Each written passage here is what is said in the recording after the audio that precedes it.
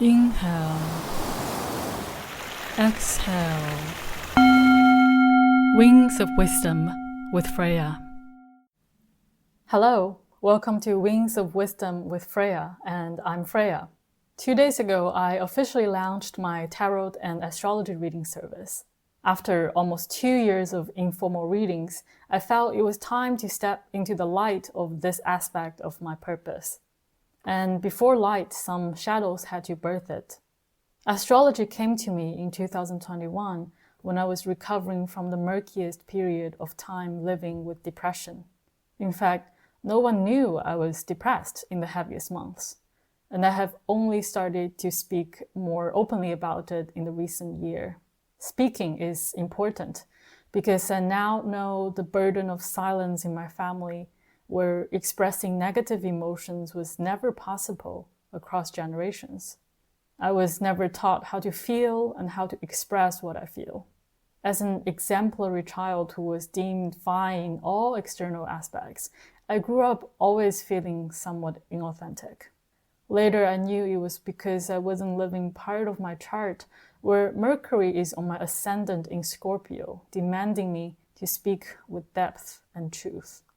Before astrology fully emerged in my life, I was also greatly healed by my romantic relationship then, which was very grounding and nourishing. That was my second serious relationship and the first healthy relationship after a traumatizing one in high school, which ended in 2018 and for which I still shed some tears in 2023. Later, I realized that the high school relationship was the key to my depression, which was a result of me being unable to speak authentically how I feel. In fact, I didn't know how to make friends until 2021, even though deep down I was craving for love and connection. Friendship only worked until I started developing a genuine, loving connection with myself.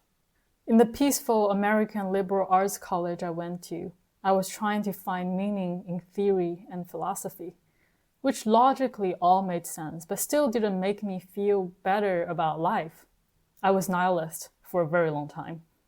There was happy nihilist time when I couldn't care less about anything, and there was the much more difficult time. I openly enjoyed logic and criticism, yet I stayed away from my own sensibilities and intuitions as a kid growing up reading tremendous amount of world literature. Last year, I realized that is why I have stayed academic for so long, to maintain some proximity with beauty, yet some distance to not touch it. My inner critic never allowed me to make art, write poetry, do astrology, or read tarot, all of which I do now. With that strong Mercury, I was turning the blade of my thoughts or my Scorpio's tails toward myself. And with my Venus in Virgo, a sign ruled by Mercury, I was judging and rationalizing my own feelings with very strict standards. Of course, most of them were not worthy of saying nor of existing. When I first went to the health center in my college for my increasing depression symptoms, I told the doctor that everything was fine with me, yet my body wasn't fine. I simply asked for medication so my body could function, and didn't even consider therapy as an option at all. I was closed so tight nothing could open me, and it took years to soften. Just in the last month, I suddenly realized that I'm neurodivergent. It gave me such a liberatory perspective on my depression and how I have treated myself badly. Now I understand that by not speaking how I felt because it wouldn't align with what I think should be felt, I was denying my own nervous system. The term neurodivergence then becomes defense against my excessive rationality. I judged myself for feeling tired after hanging out with friends, and forced myself to participate in events I would feel overwhelmed at. I condemned myself for not going to protests because I couldn't handle situations with too many people. By defaulting myself as a neurotypical person, if there is any really, I was again disallowing my existence. I found meaning of my existence, my sun in Scorpio in my 12th house, a place of collective unconsciousness, spirituality, fears, dreams, and secrets. Somewhere I always circled around in philosophy and psychology, but never entered wholeheartedly. I tried to make sense of spirituality through a logic mind, yet I realized that the logic mind can never know beyond the limit of itself. This is why I have been doing readings informally, and also why I need to officially launch it.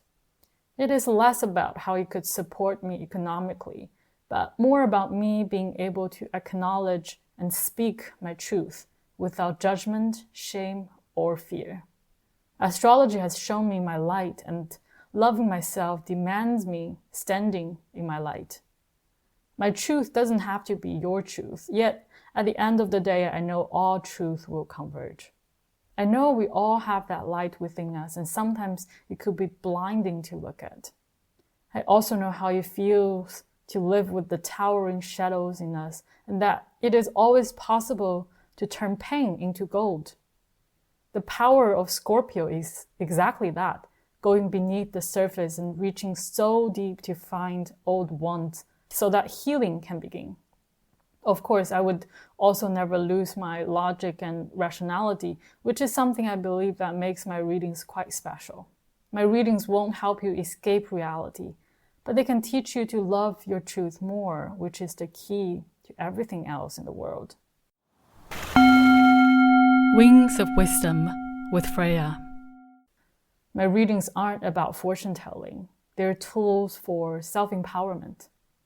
My readings help you decode energies in your life so you can act with agency. They help you spot behavioral patterns so you can grow beyond them. They help you heal old wounds and amplify your light, because all our paths should be love, abundance, and radical self-trust. My approach is informed by my kaleidoscope of lived experiences as a queer neurodivergent migrant across 3 continents, as a musician, yogi, art practitioner, and critical theory nerd with a background in computer science and literature, as a trauma-informed mental health ex-patient and advocate who believes in the vitality of holistic well-being to support our individual life and collective social-political life. I currently offer first liminal inquiry, tarot as an existential inquiry into your shadows and lights and what you truly desire. Ideal for fuzzy times when decisions need to be made.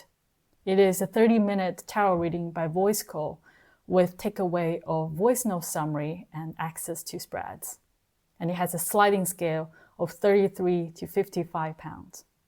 Second, Archaeology of Self. Birth chart as a palimpsest layered with references that guide you to fuller being. Ideal when you want to excavate, heal, and love yourself more. It is a 60-minute birth chart reading by video call or voice notes with takeaway of your special field note PDF with 1.5K word plus and access to voice notes and recording and 2 post-reading questions. And it has a sliding scale of 88 to 111 pounds. Third, Atlas of Self. A less intense map-making of the self to survey your peaks, lines, and uncharted edges. Ideal when temporarily lost and needing orientations. It is a 45-minute birth chart reading by voice notes with takeaway of access to voice notes and 1 post-reading question. And it has a sliding scale of 55 to 77 pounds. Fourth, Existential Transition. Planetary movements as future currents for you to navigate with intention. Ideal for getting ready at the edge of a new start. It is a 45-minute transit reading by voice notes with takeaway of your special transit map PDF, access to voice notes, and 1 post-reading question. The prerequisite is 1 session of Atlas or Archaeology of Self, and it has a sliding scale of 55 to 77 pounds. Fifth, Foundations and Futures. A combo of 3 readings to ground you deeper and push you higher. Ideal for birthday season when rising with your new solar cycle. It includes one archaeology of self, one existential transition, and one liminal inquiry, and a special solar return check-in. It is valid for 6 months after first reading, and this is a package of £166. How to book? DM me on Instagram, SHIYUFRY, or drop me an email with your availability and we will work out a time. Why the sliding scales? To accommodate different affordability, the top of the slide reflects my work's value, and the bottom of it is what I hope to make accessible for those who might need it. How to pay? I accept payment through bank transfer and PayPal. Payments are preferably in Great Britain pounds, but payments through other currency can be discussed. Any questions, please let me know. I look forward to growing and healing together.